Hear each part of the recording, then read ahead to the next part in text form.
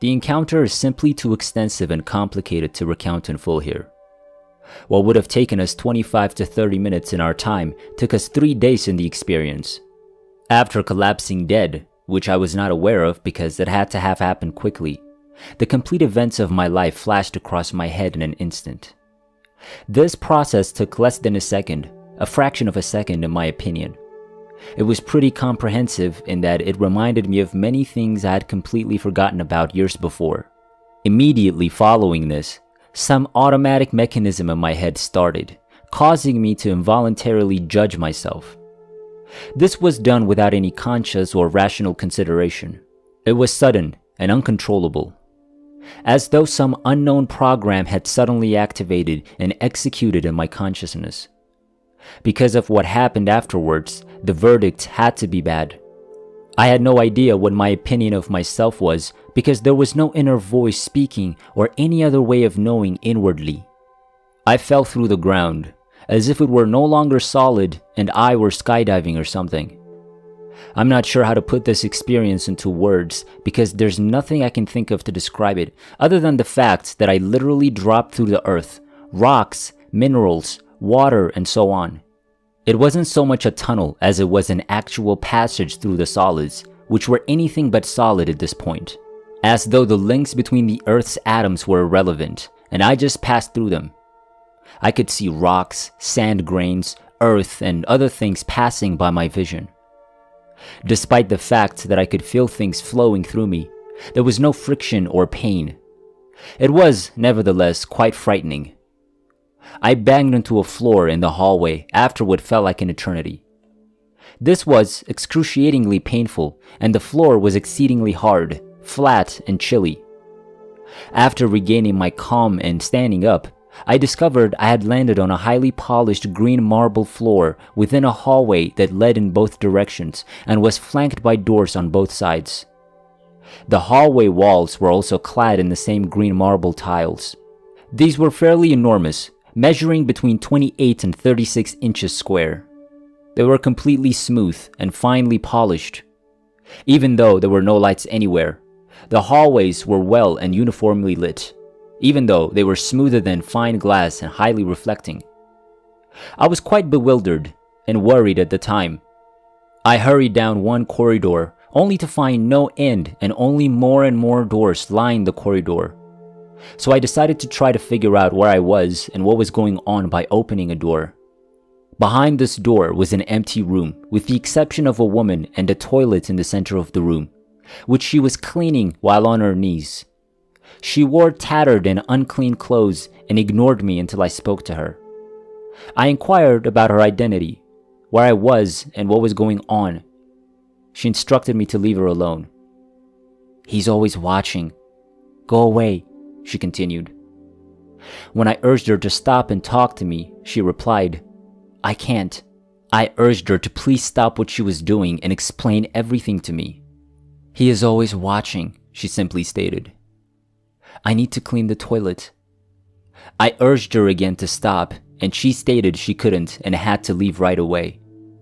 I went down the corridor and entered another door, and there was a man strapped to what appeared to be a barber's chair, being force-fed by 3 ladies. The man was unable to speak because his mouth was constantly being pushed with food. There was a table next to the chair with food on it, and as the woman took up more food and shoved it into the man's mouth, new food appeared on the table to replace what had been removed and used. One of the ladies yelled at me to get out. When I inquired about what was going on and where I was, the woman said, "You don't know?" and laughed at me. She told me to leave because he is always watching and we can't stop. I ran a long distance, yet the hallway remained the same. There was nothing but unending green marble and doors on both sides. I finally unlocked the 3rd door to see another man bound to a chair, surrounded by 3 beautiful naked women who seemed to be mocking him. I tried to find out what was going on again, but the women ignored me and the male couldn't speak because his mouth was gagged. So I rushed down the corridor again, reasoning that if I kept going in the same direction, I'd eventually come to an end or a junction or anything. I raced for a long time, but I couldn't locate an end to the hallway or the doors that lined it. I was nearing physical fatigue when a man emerged out of nowhere. He stood about 6 feet tall and had jet black hair and white complexion. He wore a nice suit with a black tie. He opened the door next to us and requested me to enter the room with him so he could explain everything. When I came into the room, the first thing I noticed was that it was roughly 3 or 4 times the size of the prior rooms I'd seen. The room had 2 chairs and a banquet table with nothing but a white tablecloth running the entire length of the table. He motioned for me to take a seat, so I did. He looked at me and asked if I recognized him. When this man spoke, I heard the best use of words I'd ever heard in my life. This man was clearly gifted with language and words. His use of soothing and consoling language. Furthermore, this man was quite attractive, completely manicured, and his suit was very nicely cut. I told him that I had no idea where I was or how I got here. He stated he wasn't expecting me but was delighted to see me. He refused to answer my questions regarding where I was and instead brought up other topics to discuss. He inquired whether I was hungry, and I said that I was, but it wasn't what I was really concerned about at the time. When I turned around, the table was piled high with food. The cuisine was elegant and looked delicious. He requested that I eat something and that he explain everything to me. So, unsure of what to do, I sampled some cuisine. I don't remember precisely what I tried, but it was definitely the finest thing I'd ever tasted. I asked him who the woman I saw cleaning a toilet in a room was and why she wouldn't talk to me. The man stated that no one in any room would speak to me because they were not permitted to do so. He stated that the woman was cleaning the toilet all the time since it was never clean, and that washing toilets was one of her pet peeves in life. Well, if she hates it, why doesn't she just stop? I asked. She can't stop, the man replied. I was rather perplexed. I inquired about the man who was compelled to consume food all the time, and the other man who had 3 naked women dancing around him.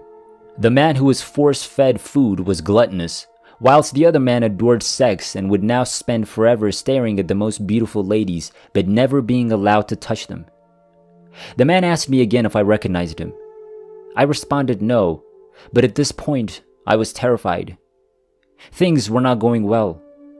Things were looking awful and strange. The figure in front of me introduced himself as Satan and invited me to his realm. I instantly jumped up and told him I needed to leave and that I had no business being here. Under normal conditions, I would label such a person as insane. However, based on what I'd seen thus far and how I felt on the inside, I only half believed this man. I dashed out of the room and down the corridor again.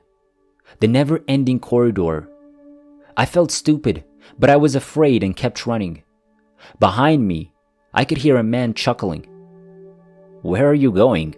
I could hear him exclaim in my brain. There is no way out. I raced for what felt like an hour or more before finding another corridor that was perpendicular and similarly went in 2 ways, except this new hallway was red marble. I started racing down this corridor in one direction, hoping to find an exit, and all the while, the man in my head was yelling things to me. I don't remember anything he said because I was fleeing and trying to get away at this time. However, he was basically telling me that I couldn't leave his palace and that I couldn't stop hearing his voice in my head and so on. I ran for what seemed like an eternity until I came to another junction and halted. The new hallways were white marble, but there were no doors on the walls. I hesitated for a moment before continuing down this wide hallway when someone behind me began yelling at me to stop. I dashed as fast as I could. Something was chasing me down the corridor, and I had no idea what it was. It appeared to be a massive head with no legs, arms, or body. As I went down the corridor, the white marble transformed to white plaster, and the white plaster walls began to look like they had human parts in them.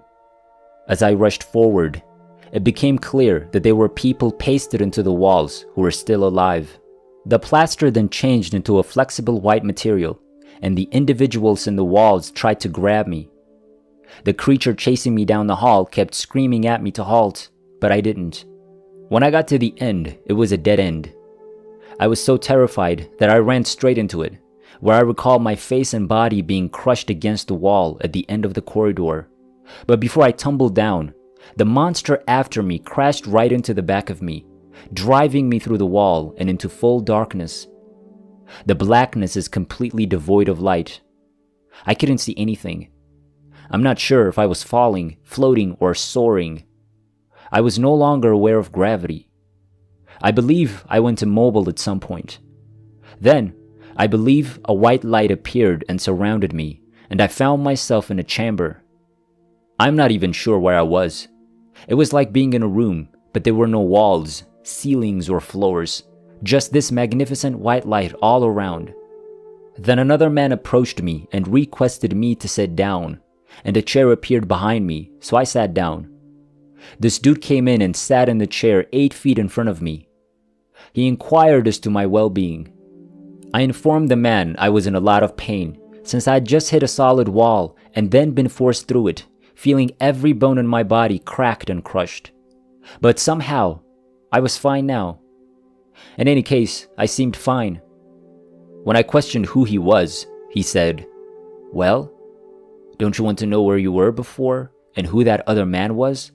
I informed him he was Satan, and he responded that was right and that I was in a section of hell. However, I was now safe. I inquired as to my current location, and the man stated that I was in a realm created so that we may converse. When I asked who he was, he claimed he was God.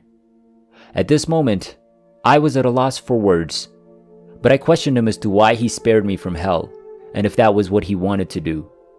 He claimed he did it because he did not want me to die yet. In a word, I spent almost 2 days chatting to God in this white region. He let me ask him any questions I wanted, and he gave me the answers he wanted to offer. He informed me what had happened and who had put the pills in my drink. He assured me that he would fix my body and that I would be okay and that I could return home. He then informed me that he wanted me to go to college and not to stop until he instructed me to, and that he would speak to me again.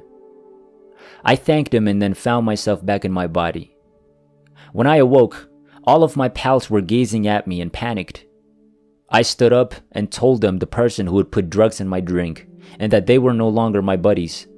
I asked how long I had been lying there, and they said about 30 minutes, and that one of them ran down the mountain to call an ambulance because I hadn't been breathing the entire time, and they couldn't get a pulse on me or hear my heart beating, and I turned completely blue, and they tried mouth to mouth, but nothing worked. I told them I was alright since God had saved me, then turned around and walked down the mountain by myself, and I haven't had anything to do with those people since. I went to university and graduated with 3 degrees and little money. My college career had been a catastrophe before this. At the end of my last master's degree, God spoke to me again and informed me I was finished with my education. He put me to work after I had completed other tasks for him. For a while, I was mostly distributing messages to various churches and speaking with various people. He and his angels visit me on a regular basis and speak to me. I saw the devil a second time, but this time it was on earth, and he recognized me and was furious, but he left me alone since God had commanded him to keep away from me. There have been numerous events since this, as this experience has never truly ended and still ongoing, but this is essentially what occurred during the initial session. Due to the length of the writing, I've also had to leave out a lot of details. I should point out that when I was in hell, I knew there was no way out because you can't kill yourself or be murdered because you've already died. That was the most terrifying feeling I'd ever had. You know, you can't even escape through death because Satan buries himself deep inside your skull the entire time, controlling you like a puppet.